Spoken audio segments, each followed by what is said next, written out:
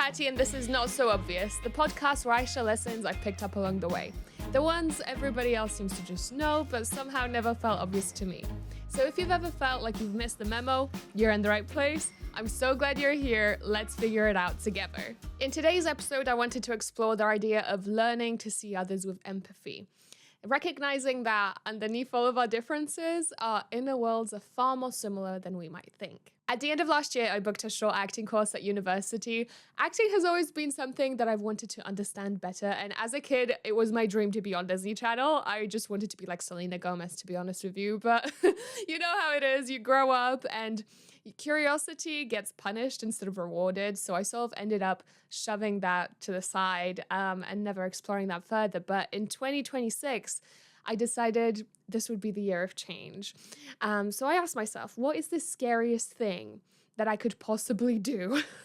And first up was public speaking, but I couldn't really find any courses on that specifically around my area. So acting was a close second. And since I've been getting more into filming and directing, I thought, hey, let's explore that further. The first lesson was terrifying, but not nearly as scary as I expected it to be. So the teacher created this really safe, vulnerable environment for all of us. So despite our differences, age, gender, race, we all felt very welcome and included. The exercise we did at the end of the first lesson really stuck with me.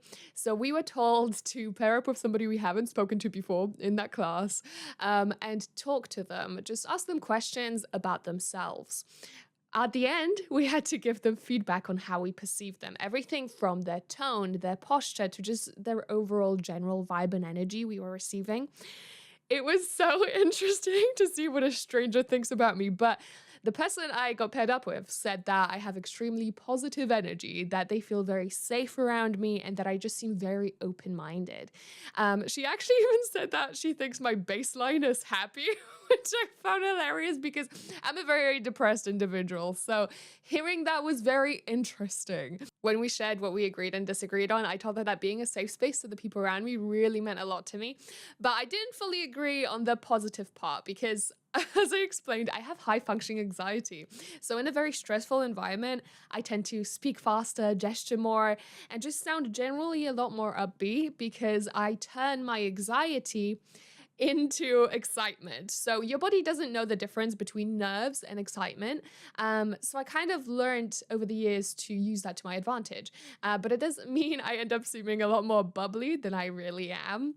I think the thing that surprised me the most about the first session was how much it felt like a therapy session because it made me really think about perception and, how others perceive us versus how we perceive ourselves. And, most of the time, I don't think we are showing our true selves. But at the same time, figuring out what our true selves even is can be very tricky. So I thought that was something worth exploring in today's episode. I wanted to start off by sharing my favorite word because I think it really relates to this topic, and it's sonder. If you've never heard that word before, it's the realization that every individual has a life as vivid and as complex as your own. I've heard it over a decade ago now, but ever since I've heard it, I've just been obsessed with it because I think it just really changed the way I view other people around me forever. Our brains are wired to make assumptions about other people very quickly. And historically, this was very key to our survival. We had to know whether somebody was dangerous or not fast. And I find that I'm constantly fighting these assumptions in my head. I am such a judgmental individual. This might sound a bit sexist, but as a female, just statistically speaking, I'm more likely to get killed by a man. So whenever a man approaches me that my brain has decided looks intimidating, it just goes into pure panic mode.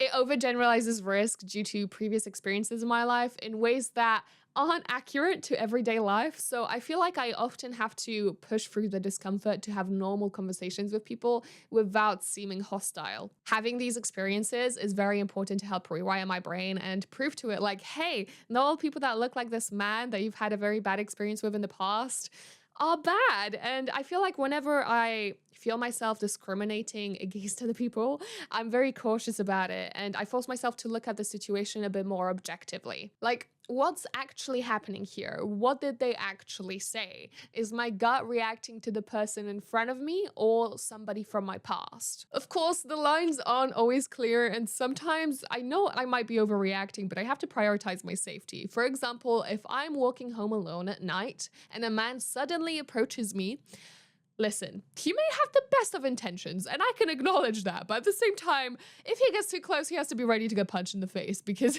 safety comes first. But overall, forcing myself to have these normal interactions, ones that disprove my fears, really help rewire my brain. I really envy older generations that found communicating with strangers normal. I feel like nowadays, if you approach somebody who's on their phone, they'll just look at you like you're rude and weird. And I totally get it. I'm an introvert, so I do kind of prefer to just be left alone.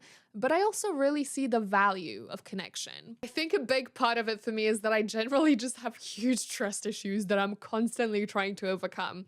Throughout my life, I've had my best friends, closest friends, ditch me. After years of friendship, you know, when I thought I was very mature for my age and I really thought we'd be friends forever, being disregarded like you're nothing out of nowhere by people you trusted really makes you cautious about who you choose to let in next. It makes you really question people's intentions. Over time, I've learned to expect the worst, and even though I'm constantly trying to change, my default always ends up slipping back to people are going to hurt me. I hate how much my past experiences still impact me today.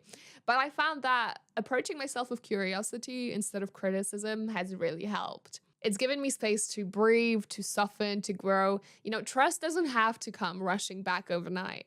It can come slowly through people who show up consistently, through boundaries that I'm finally learning to set, and through reminding myself that the past may have shaped me, but it's not dictating who I'm becoming. And that brings me to wisdom, because it took me a very long time to realize that the wisest people aren't actually the ones who claim to have all the answers. They're the ones humble enough to admit how much they still have to learn. True wisdom doesn't come from certainty. It comes from curiosity, self-awareness, and your willingness to grow. Along the way, I've learned not to place my trust in people or systems that rely on discrimination, because anyone who needs to put others down to feel superior usually exposes more about their fear than their power. I think deep down we all know when we're being true and kind to ourselves, and when our values don't quite align with our actions. That misalignment doesn't happen because we're bad, it happens because we're human. Like, if you catch me when I'm hungry and tired, I apologize in advance because I know I'm not my best self in that moment. I think it's all about alignment, understanding who you are, being honest with yourself, and living with integrity. Whether that comes through prayer, meditation, or reflection, it doesn't matter. What matters is choosing empathy over judgment and love over fear. I'm very cautious of those that insist that they're always right, because in my experience, the wisest people know that life simply isn't as black and white as that. You know, they hold their perspectives with honesty, but also humility. They know their beliefs are their own, not weapons to use on others, nor tools to shape them into submission. As long as what you're doing isn't hurting others, why the hell should I care what you're doing? Like, you know, the things you wear, the way you choose to express yourself, even if it's not my vibe, even if I truly don't like it, so what? I don't need to like it. And I don't feel the need to announce that, because I acknowledge that my opinion isn't always helpful or even necessary. Some people just have too much time on their hands. Honestly, it's crazy to me how many people get insecure about their appearance, but not their character. Don't get me wrong, sometimes I do get a bit stressed out about my outfits, because I do recognize that they don't quite align with my personality, and that's something I need to work on, but I don't tend to be insecure about my outfits. Even if I'm going to the grocery store in my joggers and my hoodie, and I kind of look like a depressed bitch that I probably am, I don't care, because, you know, if somebody judges your appearance, that's entirely on them. That reflects more about them than it does about you. But personality, man, I feel so insecure about my character all the time. All those times I said something I didn't mean because I was in a shitty mood, they haunt me, okay? Like, I know I can be cold and negative sometimes, especially when I'm agitated, but honestly, I'm like a baby, okay? If I do not get enough sleep or enough food, I'm so moody, and it's just so much harder to act socially appropriate. A good example of this is customer service. If a customer comes up to me and they're so negative, they're complaining, they're honestly just being kind of a bitch, it's harder for me to put on that customer service mask and act all professional. I still do it, but it just seems genuinely a lot more insincere, because if I'm feeling down, their negative words are more likely to impact me. Because if I'm happy, if I'm in a clearer state of mind, I can recognize that their words do not define me, only my actions towards the words do. But if I'm feeling down, I'm feeling down, okay? It's just so much harder. I can logically know the way I should be treating somebody, but not be able to control my bitch face. Like, I have anger issues, man. And the amount of horror stories I have, especially from working at Primark, from my manager making fun of me for having an anxiety attack at work, to literally a woman shouting at me from the top of her lungs that I'm bullying her daughter because I refuse to exchange the joggers, the dirty joggers, may I add, that she was wearing. Are you kidding me? Like, girl, okay, I get it. Sometimes in these instances when customers are complaining to me, they're very clearly not in a stable mindset. Like, they need help. But at the same time, it's not okay for them to be taking out their anger on me because I'm just there doing my job, man. Luckily, as I'm filming this, I'm no longer working at Primark. I'm working at Waterstones, and the regular customers there are lovely. However, I think that retail in general can sometimes just be very interesting. I mean, even at Waterstones, recently I found a dog poo tucked between the bookshelves. Somebody decided to pick up the dog's poo, put it in a bag, and then deliberately place it in between the bookshelves. Like, who does that? Aren't human beings just fascinating individuals to try to understand sometimes? And in moments like these, when I'm reflecting on all my negative retail experiences, it's so tempting to go ahead and just think, oh, I'm better than them. I'm better than this person and this person because I would never treat people in retail the way they did, or just people in general, you know? It's crazy to me, but at the same time, there was a voice in my head steps in and sort of puts my ego into check because yes, it's true. I may never actually do those things. However, at the same time, I do not have the same life experiences that that person does. So I don't 100% know. I grew up with a very immature mother, and it's not her fault. You know, I love her to bits. However, she had me at 21. Okay, I'm 23, and I can't imagine bearing the responsibility right now of taking care of a child while I'm still figuring out, you know, who I am. So growing up this way forced me to mature very quickly. I was knitting at 10, reading self-help books at 11. I grounded myself the first time I got a C on an exam. And I honestly just felt a lot more comfortable talking to adults than people my own age, because people my own age used to really irritate me with what felt like minor problems. Looking back, I realized that all of these minor issues were actually just a normal part of growing up that I didn't really get a chance to experience because I was always the youngest person in the room. I was always a little bit ahead in my self-awareness for my age. But that doesn't mean that I'm better than anybody else. It just means that my life experiences shaped me differently, and other people's lives have shaped them in ways that I potentially will never understand. That's probably why I feel so intrigued by the people around me. I love noticing little moments and life events that quietly stir somebody onto the path that they're on.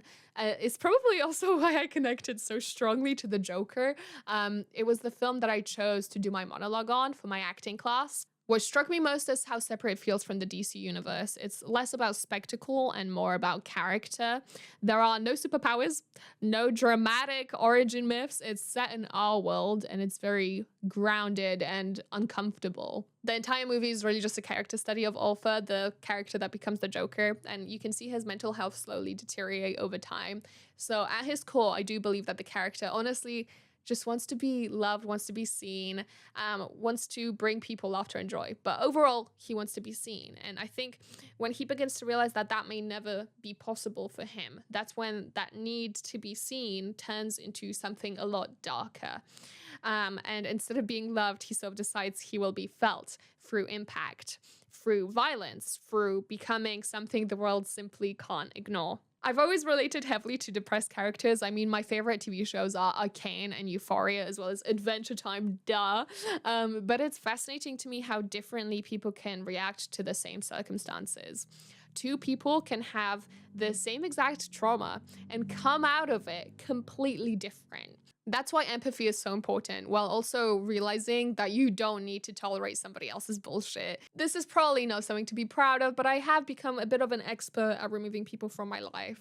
I've ended 16-year friendships just because they didn't feel right anymore. And I do think that's okay. I think people grow apart. I think protecting your peace is crucial, but at the same time, I do get it. I've seen people in decade-long toxic relationships, and I understand it feels safe, it feels comfortable, but I think at the end of the day, it's better to spend 9 years learning and growing than to waste your entire life on something that's harmful. Relationships are complicated because love isn't static, people change, and to truly stay connected, you have to be willing to continuously fall in love with the same person over and over again as they evolve. So you need to learn to love the essence of them, really, because looks fade, hobbies shift, and priorities change. And sometimes people are only meant to stay for one chapter of your life, not your whole story. I know that's very cliche to say, but each chapter does serve a purpose, and letting go doesn't diminish the love that was there. I think it's essential to learn to understand ourselves so that we can understand other people better. We almost always see people through our own lens, projecting our own experiences, our own biases, our own unresolved feelings onto them.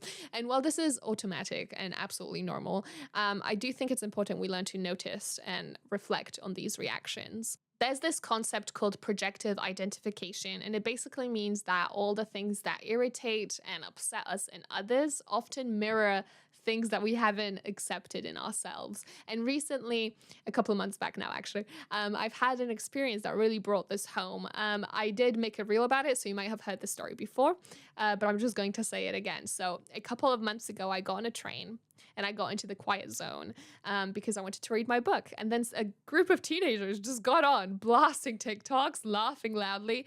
And I just sat there, rereading the same sentence over and over again. I was furious. I was about to snap. But then I was like, whoa. Why am I feeling such intense feelings towards this situation? Let's look at things objectively here. Maybe they didn't know it was the quiet zone. We were the only ones on that section of the train, and I haven't actually told them that yet. So objectively speaking, they haven't done anything too wrong. And that's when I realized I was so irritated because I was always the loud teenager, I was the one that people told to shut up all the time. And, it was such a terrible feeling whenever somebody told me to shut up when I was excited. So my irritation wasn't really aimed at them. It was at my own past experiences because I unconsciously took on the belief that being loud was super disrespectful because I was told to be quiet all the time. At the time, in order to resolve the situation, I simply decided to just put some earphones in and listen to an audiobook instead because it didn't make too much of a difference to me and it would have been more hassle for me to tell them to shut up. I didn't want to destroy the happy bubble, but it solved the problem. However, a couple of days later, I went to the grocery store and I encountered basically the same situation. I saw a couple of teenagers. They were being loud. They were, having a good time. They weren't being disrespectful in any way to the public. They were just being loud. And it really irritated me. Like full on, when you're very irrationally angry about something, I could feel myself getting so irrationally angry about this. And that's when I realized I was really conditioned by my past for this. It wasn't the teenagers themselves that irritated me. There was some unhealed trauma there. Since then, it's become a lot easier to respond to similar situations without just instant irritation. Because this process taught me that developing compassion for other people really just starts with, managing your own emotions and reflecting on your own triggers and recognizing the shared struggles that we all have. This could apply to countless situations, but what I hope you get from today's episode is the value and importance of humility. Because I think all too often we blame others for our frustrations. And let's be honest, it's just so much easier than looking inward. But in these moments of frustrations, in these moments of anger, I think I've realized the importance of just reminding myself that I'm just as flawed as everybody else. Sure, life has thrown me into experiences that have made me learn things quickly. But at the same time, there are different scenarios where I just lack the same knowledge or perspective as somebody else. And honestly, that's just part of being human. We can't know it all. While it's important to protect your boundaries and not to excuse bad behavior, we also need to recognize that we are all connected. Our shared humanity means we can relate to one another's struggles. And I think recognizing that can really cultivate empathy, patience, and just general understanding. Okay, let me wrap today's episode up with a book recommendation. If you struggle with communicating with others, which honestly, in today's day and age, I think a lot of us do. I really recommend you read The Next Conversation by Jefferson Fisher. He's so good. He also has a podcast, which I'm pretty sure is called just the Jefferson Fisher podcast, but he does an amazing job at teaching you how to communicate with others clearly and handle difficult conversations, listen actively, just express yourself without conflict. I've really gone on a tangent today. I am so sorry. My deepest apologies. I really don't know if I can edit this in a way that flows or even makes sense. But if you're watching this right now, then I'm so proud of you. You made it through the episode. Hey. And I'll hopefully see you in the next one. Now, I don't know what the next one's going to be about yet. I make these monthly, but if you have any recommendations or any topics you'd like me to discuss, just let me know. And hopefully, if I haven't scared you too much off with this episode, I'll see you in the next one. Bye.